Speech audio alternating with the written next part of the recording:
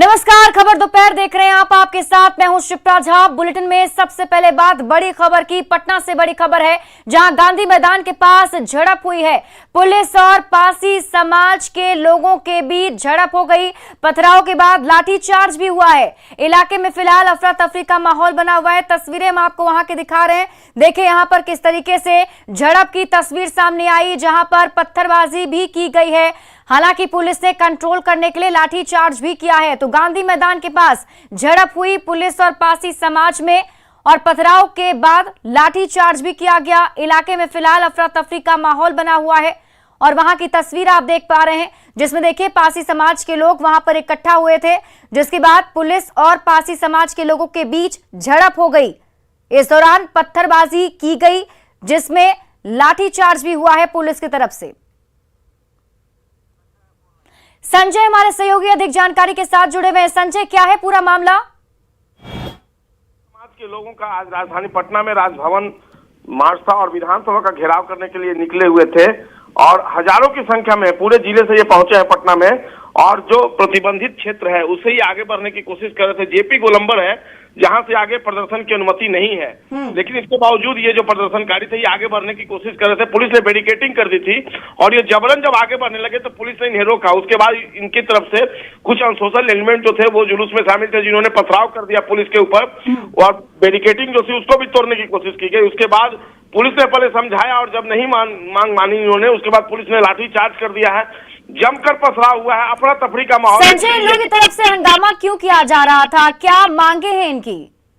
जी बिल्कुल, देखिए जो पासी समाज के लोग हैं उनका ये कहना है कि उनके जीविकोपार्जन का एक साधन था ताड़ी बेचना पहले, लेकिन सरकार ने चूंकि प्रतिबंधित कर दिया है और वे नीरा बेच रहे हैं। इसके बावजूद इनका ये आरोप है कि इन्हें जबरन गलत मुकदमों में, फर्जी और झूठे मुकदमों में फंसाया जा रहा है और सरकार और पुलिस की जो पॉलिसी है वो उनके अगेंस्ट में है। तो ये अपना मार्च कर रहे हैं पटना में और सरकार तक अपना मैसेज पहुंचाना चाहते थे कि उन्हें गलत जो केस में फंसाया जा रहा है, जैसा कि इनका आरोप है, ऐसा न किया जाए क्योंकि उनके परिवार जो है वो बर्बाद हो रहे हैं। इसी मांग को लेकर ये आज पटना पहुंचे थे और अफरा तफरी का माहौल है। अभी भी काफी संख्या में गाड़ियां फंसी हुई हैं।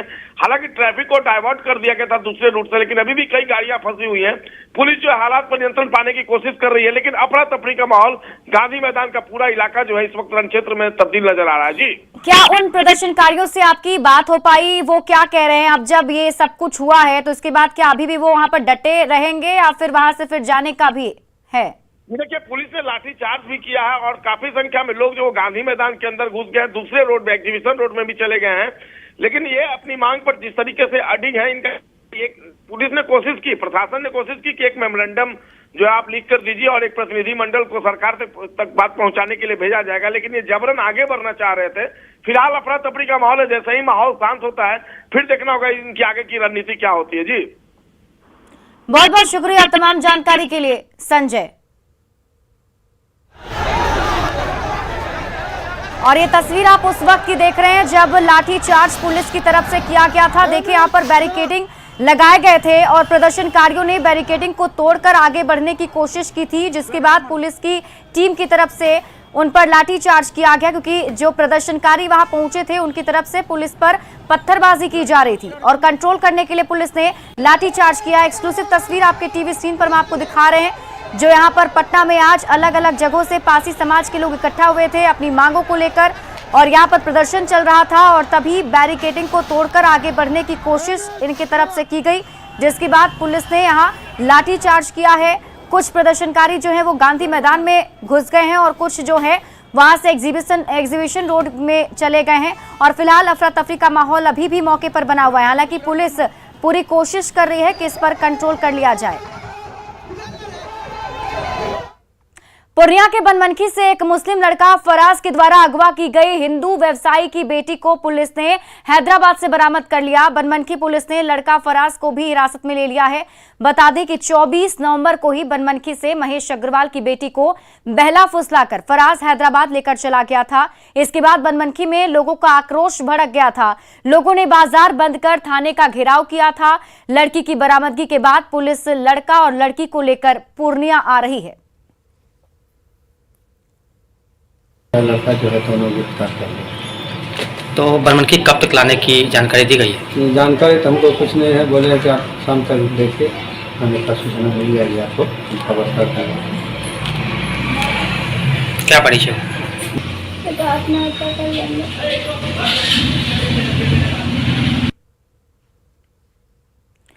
देश भर में जबरन धर्मांतरण के मामलों पर भारत के गृह राज्य मंत्री नित्यानंद राय ने कहा कि जबरन धर्मांतरण कानून के हिसाब से भी गलत है। साजिश के तहत तुष्टीकरण की व्यवस्था खड़ी की जा रही है। एक वोट के लिए धर्म के नाम पर लोगों को गुमराह करके धर्म परिवर्तन कराया जा रहा है। ऐसे लोगों पर कार्रवाई होनी चाहिए। भारत के कानून के हिसाब से लोभ और जबरन अगर धर्म परिवर्तन कोई भी कराता है तो वह गैर कानूनी है। और यहाँ हिंदुस्तान में इस प्रकार की जो सूचनाएं मिल रही है कि लोभ और जबरन धर्म परिवर्तन कराया जा रहा है तो यह गलत है। और माननीय न्यायालय ने सही ही इस पर टिप्पणी की है और बिल्कुल कानून और संविधान के हिसाब से वह टिप्पणी माननीय न्यायालय द्वारा किया गया है। यह नहीं होना चाहिए और इसके पीछे एक बड़ी साजिश है। और कहीं न कहीं इस साजिश के तहत जो एक प्रकार से यह कहे कि जो राजनीति में तुष्टीकरण की व्यवस्था खड़ी करनी जो पार्टियां चाहती है, वैसे पार्टियों को भी मैं कहना चाहूंगा कि यह गलत है, ऐसा न करे। और इसी बीच बड़ी खबर आपको बता दें, गायिका मैथिली ठाकुर को गया खादी का ब्रांड एम्बेसडर बनाया गया है। बिहार सरकार ने ब्रांड एम्बेसडर बनाया है। मैथिली ब्रांड एम्बेसडर बनी है। आपको बता दें कि यहां पर बिहार सरकार ने उन्हें ब्रांड एम्बेसडर बनाया और इसके साथ ही जानकारी ये भी मिल रही है कि ब्रांड एम्बेसडर बनने के बाद वो खादी मॉल पहुंची। मैथिली ने खादी प्रोडक्ट्स की खरीदारी भी की और कहा कि गीतों और संदेश के माध्यम से खादी को लेकर यूथ को जागरूक करूंगी।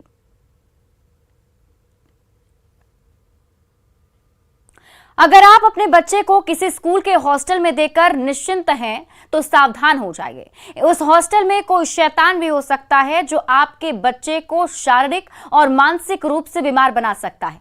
पूर्णिया के सहायक खजांची थाना क्षेत्र से जो मामला सामने आया वो आपको सावधान करने के लिए काफी है। यहां अल फलाह कॉन्वेंट इंग्लिश स्कूल के हॉस्टल में 10वीं के छात्र के साथ अप्राकृतिक यौनाचार हुआ है। बच्चे के परिजनों ने स्कूल के संचालक इम्तियाज के खिलाफ अप्राकृतिक यौनाचार की प्राथमिकी दर्ज करा दी। बच्चे की मां ने स्कूल के संचालक इम्तियाज पर बच्चे से अप्राकृतिक यौनाचार का आरोप लगाया। उधर सदर एसडीपीओ सुरेंद्र कुमार सरोज ने पीड़ित बच्चे और उनकी मां का बयान दर्ज कर लिया है और आरोपी स्कूल संचालक इम्तियाज को गिरफ्तार कर जेल भेज दिया है। फिलहाल पुलिस पूरे मामले की जांच में जुटी हुई है। उसको कहे बेटा क्या हुआ तुमको?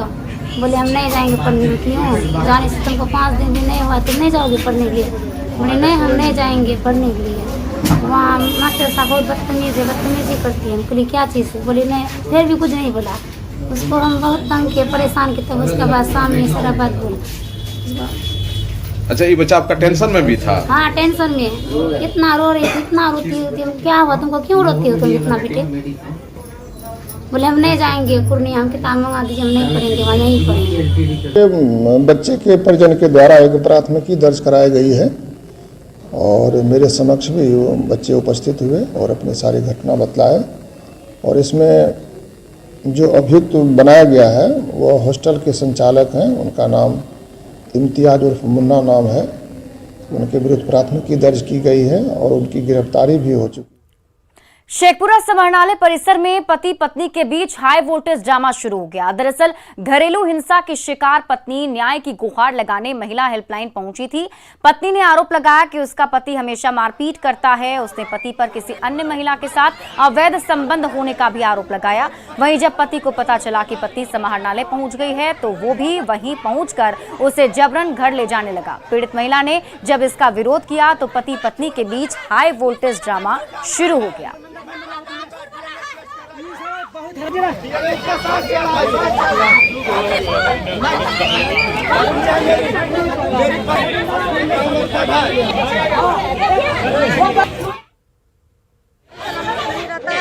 हमारे साथ मारपीट करता है हमेशा। अब हम उसके साथ रहना नहीं चाहते हैं। 2 बच्ची है मेरी। हमें बहुत मारपीट किया गया है और हमारा कोई भी केस मुकदमा कोई भी कुछ भी लिया नहीं जा रहा है। एसपी साहब भी गए हैं बहुत बार, हम थाना पुलिस में भी बहुत बार गए हैं, महिला कांस्टेबल में भी गए हैं। हमारा कुछ नहीं किया जा रहा, हमारा निवारण किया जा रहा। कांग्रेस ने सरकार से शराबबंदी कानून की समीक्षा करने की मांग की है। कांग्रेस ने कहा है कि अब वक्त आ गया है कि इस कानून की समीक्षा होनी चाहिए।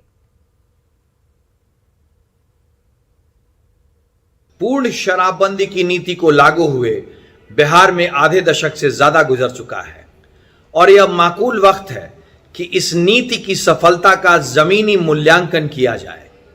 सरकार और विधायिका इस बात की पूर्ण समीक्षा करे कि शराबबंदी की नीति के फायदे और घाटे क्या क्या हुए। साथ में इस बात की भी समीक्षा होनी चाहिए कि शराबबंदी की नीति जमीनी रूप में कहां तक लागू हो पाई है और उन एजेंसियों पे भी बात होनी चाहिए जिनके ऊपर इस नीति को पूर्ण रूप से लागू करने का जिम्मा है। सुपौल के राघोपुर में मनरेगा पशु शेड निर्माण घोटाले में खुलासे के बाद न्यूज 18 की खबर का बड़ा असर हुआ। डीएम ने एक जांच टीम की रिपोर्ट पर राघोपुर के देवीपुर पंचायत में हुए इस घोटाले के आरोपी कर्मियों को सेवा से मुक्त कर दिया है, जिनमें मनरेगा राघोपुर के पीओ, टेक्नीशियन, जेई और पंचायत के पीआरएस शामिल हैं। बता दें कि राघोपुर के देवीपुर पंचायत में पशु शेड निर्माण के नाम पर बड़ा घोटाला सामने आया था, जिसमें सप्लायर एजेंसी को बिना काम के लाखों रुपए का भुगतान कर दिया गया था। इस मामले में पीआरएस और तत्कालीन मुखिया पर प्राथमिकी दर्ज करने का आदेश दिया गया है। वहाँ के पीओ और मनरेगा अकाउंटेंट ने लापरवाही बरतते हुए मनमानी तरीके से भुगतान किया। 3 आरोपों के तहत हम लोगों ने उस ब्लॉक के प्रोग्राम अफसर और उस ब्लॉक के अकाउंटेंट, पंचायत के पीटीए, पंचायत का पीआरएस और जो जेई था उनको हम लोग चयन मुक्त कर दिए हैं। पंचायत के पूर्व मुखिया और पीआरएस जो का मुख्य रोल रहता है मटेरियल पेमेंट के भुगतान में, जिनका वाउचर पे साइन रहता है, उन पर एफआईआर करने का भी हम लोग आदेश दिए। सरकारी दर पर धान अधिप्राप्ति के कई दिन गुजर गए, लेकिन जमुई में अभी तक मात्र 9 किसान ही क्रय केंद्र पर पहुंचे हैं। जिले में धान अधिप्राप्ति का लक्ष्य 9,786 मीट्रिक टन है। सहकारिता विभाग जिले में अभी तक 31 केंद्रों पर धान खरीद कर रही है, जहां अभी एक मात्र 9 किसान ही पहुंच पाए हैं। वहीं विभाग का कहना है कि धान अभी तैयार नहीं हुआ है। देखिए संवाददाता केसी कुंदन की रिपोर्ट। जमुई जिले को जो टोटल लक्ष्य दिया गया है वो 9,786 MT है, जो राज्य खाद्य विभाग द्वारा दिया गया है। और अभी तक हमने लगभग 65.9 मीट्रिक टन लगभग 9 किसान से खरीदा है। किसानों की 15 नवंबर से धान अधिप्राप्ति का कार्य जमुई में चल रहा है और इतनी कम संख्या किसान की इसलिए क्योंकि अभी धान की कटनी स्टार्ट हुई है। इस साल धान अधिप्राप्ति के कई दिन गुजर जाने के बाद भी जमुई में धान अधिप्राप्ति की गति काफ़ी धीमी है। अगर जमुई ज़िले की बात करें तो 9,786 मीट्रिक टन धान की खरीदारी का लक्ष्य है, लेकिन अगर ज़िले में बात करें तो अभी तक धान की खरीदारी को लेकर तो मात्र 9 किसान अभी तक ज़िले का धान के क्रय केंद्र पर अधिप्राप्ति के लिए गए हैं। कह सकते हैं कि बहुत धीमी गति है। और जहां तक अगर बात करें तो जिला सहकारिता विभाग का कहना है कि 25 क्रय केंद्र खोले गए हैं, जबकि अगर आंकड़े पर गौर करें तो 31 क्रय केंद्र इंटरनेट पे बता रहा है। हालांकि सहकारिता विभाग का अधिकारी का कहना है कि 25 क्रय केंद्र पर मात्र 9 किसान अभी तक धान अधिप्राप्ति के लिए गए हैं, जहां पर 65 मीट्रिक टन धान की खरीदारी अभी तक हुई है। कह सकते हैं कि जमुई ज़िले में धान अधिप्राप्ति की गति काफ़ी धीमी है और उसका नतीजा है, जबकि कई दिन गुजर चुके हैं धान अधिप्राप्ति शुरू होने का। हम तस्वीर दिखाना चाहेंगे कि जमुई के किसान एक खेत में किस तरह से अपनी धान की फसल को तैयार कर रहे हैं। हालांकि विभाग के अधिकारी का ये कहना है कि धान अभी तैयार नहीं हुआ है, लेकिन कई जगह धान तैयार हो चुका है। लेकिन इंतज़ार है कि बाकी जगहों पर भी क्रय केंद्र खुल जाए ताकि धान की अधिप्राप्ति की जो गति है उसमें तेज़ी आए और जो किसान है वो सरकारी दर पर जो धान जो बेचते हैं, जो सरकारी दर पर जो धान की खरीदारी होती है उसका लाभ ले सके। केसी कुंदन, न्यूज़ 18 जमुई। नमामि गंगे को लेकर कटिहार के मनिहारी गंगा घाट पर काम शुरू हो चुका है। स्थानीय लोग काम शुरू होने से प्रधानमंत्री नरेंद्र मोदी का आभार तो जता रहे हैं, लेकिन प्रशासन पर काम की गुणवत्ता से समझौता करने का आरोप लगा रहे हैं। मुख्य रूप से हमारे पास अतिक्रमण का समस्या आ रहा था, तो अतिक्रमण को हम लोग हटाते हुए पहले उसको हम लोग चिन्हित करके उसको हम लोग अभी अतिक्रमण मुक्त करते हुए उसको घेराव का काम कर रहे हैं। प्रधानमंत्री नरेंद्र मोदी के ड्रीम प्रोजेक्ट नमामि गंगे के तहत कटिहार मनिहारी गंगा घाट में भी अब जमीनी स्तर पर काम शुरू हो चुका है। आपको दिखाते हैं, इस तरह का जो सीढ़ी है घाट में, उसका निर्माण कार्य चल रहा है और पिछले कुछ दिनों से इसका कार्य भी प्रारंभ हो गया। लेकिन इन सब के बीच एक दुखद पक्ष है। ये इस ड्रीम प्रोजेक्ट को ग्रहण लगाने के लिए किस तरह जमीनी स्तर के जो अधिकारी है वो कवायद कर रहे हैं, उसका एक तस्वीर आपको दिखाएं। दूर दूर तक इस प्रोजेक्ट से जुड़ा एक बड़ा प्रोजेक्ट है, लेकिन कोई बोर्ड नहीं लगा है। हम लोग बात करते हैं जो प्रोजेक्ट में लोग हैं, उन लोग से बात कर लेते हैं। आप यहाँ देख रेख के काम कर रहे हैं, क्या चीज का काम हो रहा है? सीढ़ी बन रहा। किस चीज के तहत सीढ़ी बन रहा है? गंगा तहत के। किनके द्वारा बनाया जा रहा है? कार्यपालक के द्वारा। अच्छा, तो बोर्ड वगैरह कुछ है लगा हुआ है? बोर्ड तो नहीं लगा, नहीं लग जाएगा। कुछ लोग हैं स्थानीय स्तर पर, बात करते हैं। आप लोग तकनीकी जानकार है, क्या स्थिति है? काम किस योजना के तहत हो रहा है और गुणवत्ता क्या है? देखिए, काम किस योजना के तहत हो रहा है ये नगर पंचायत के किसी भी व्यक्ति को पता नहीं है। चूँकि बोर्ड लगा हुआ ही नहीं है तो पता कैसे चलेगा कि किस योजना से बन रही है। निश्चित तौर पर ये एक बड़ा प्रोजेक्ट है और केंद्र को इस प्रोजेक्ट को लेकर बड़ा उम्मीद है। लेकिन जो तस्वीर फिलहाल कटिहार मनिहारी गंगा घाट से सामने है, ये सवालों के घेरे में है। Subrat, news 18 Katihar.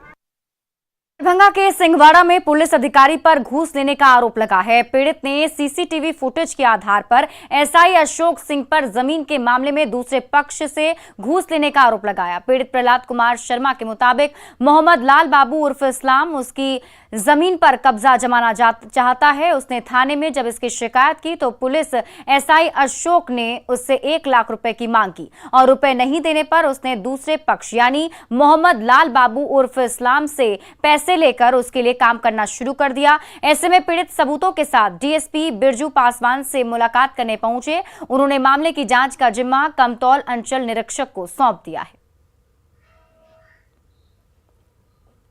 CCTV footage के सामने में उन्होंने क्या किया है कि घूस लेते हुए भी वीडियो है, जो वीडियो हमने अभी किसी को नहीं दी है, जो कैमरे में कैद है। किसके, कौन घूस ले रहा है, किससे घूस ले रहा है? वही मोहम्मद इस्लाम घूस दे रहे हैं अशोक सिंह को, जो जमीन पे कब्जा कर रहा है। जो जमीन पर कब्जा कर रहा है वो घूस दे रहे हैं अशोक सिंह जी को। ये अशोक सिंह कौन है? वो सिंहवाड़ा थाना का एसआई साहब है। आपके मामले में मतलब वो घूस ले रहा है? घूस गोदाम सरासर घूस ले रहा है, प्लॉट पे बैठ के घूस ले रहा है। तो इसकी वीडियो फुटेज है? इसकी वीडियो फुटेज सीसीटीवी में भी है और मोबाइल में भी है।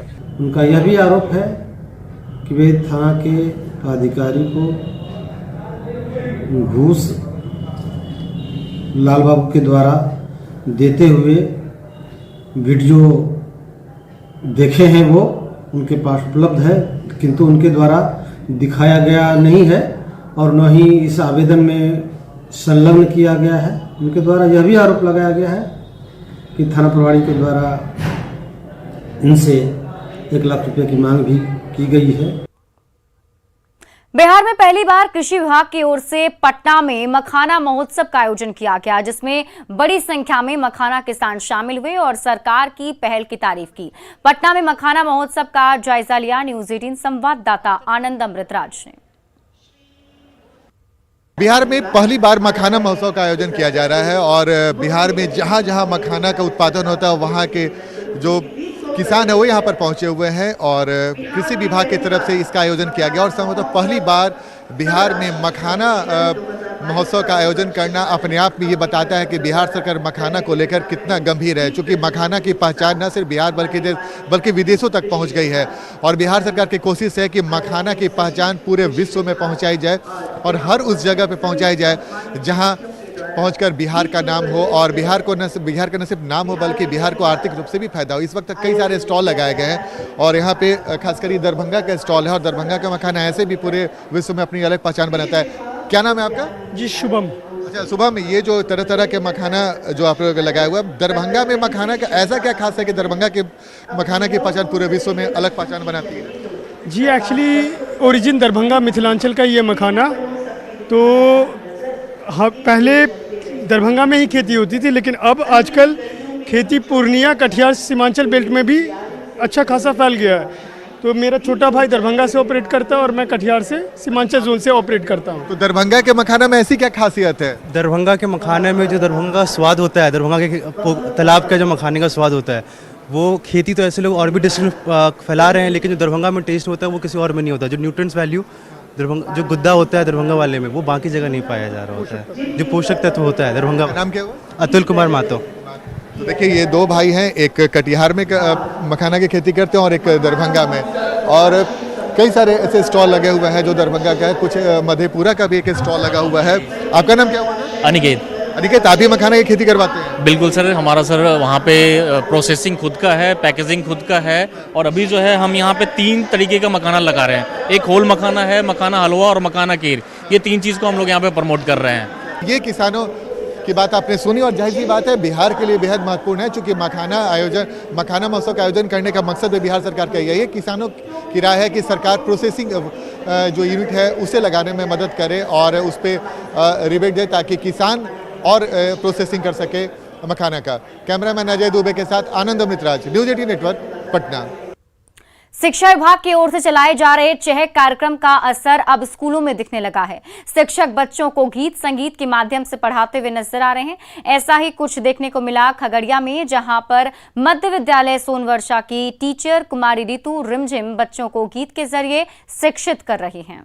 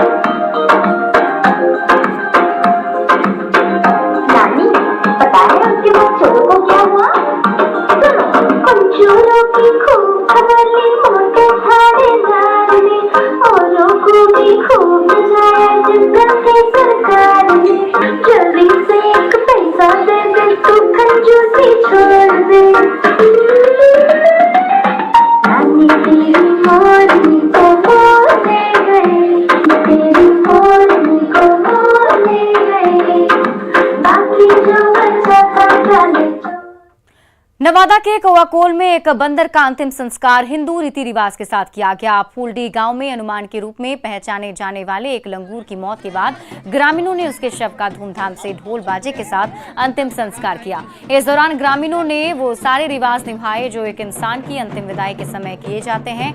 ग्रामीणों ने बताया कि गाँव में ही ताड़ के पेड़ से हनुमान गिर गया था, जिसके बाद उसकी मौत हो गई। आसपास के इलाकों में बंदर के अंतिम संस्कार की खबर काफी चर्चा में।